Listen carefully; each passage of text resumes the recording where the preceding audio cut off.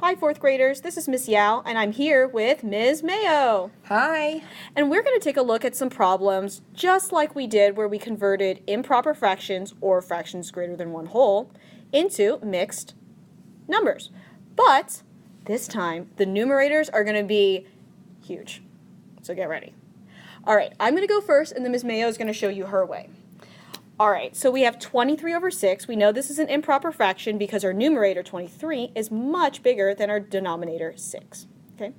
Now, earlier, I had taught you to look at your unit fraction, or 1/6. I'm going to write it super small, and to break it up. But I don't really have time to write 23 1/6. That's a lot.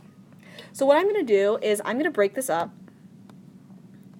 into wholes that are known. Okay, so if we think about a little, let's just do a little fraction bar. How many sixths make one whole? Well, 6/6. We know that 6 makes one whole. And if the numerator and denominator are the same, that's the same thing as one whole. Okay.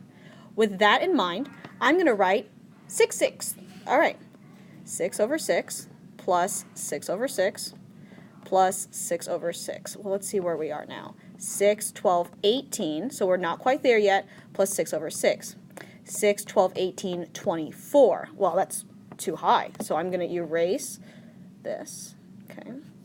So we've gotten to 18. 18 plus what gives me 23? I can just count up. Holding 18, 18, 19, 20, 21, 22, 23. That gives me 5. So, 5 over 6.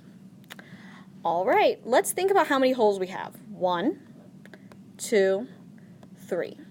So our answer involves 3 holes, and whatever's left over, which is 5, 6. So 3 and 5, 6.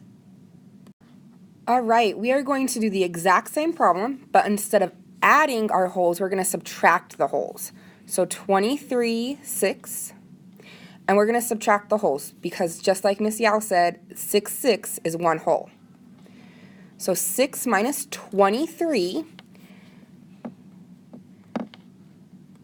if you don't know that automatically, go ahead and write off to the side and regroup it, equals 17, 6. But that numerator is still larger than the denominator, so we have to do it again. 17 minus 6 is 11, 6. Once again, it's still too large, so we have to subtract again. 6 minus 11 is 5, 6. We are now have a numerator smaller than the denominator, so let's count our holes.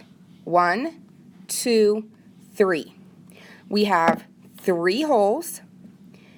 And our leftover fraction is 5, 6. So our mixed number is 3 and 5, 6.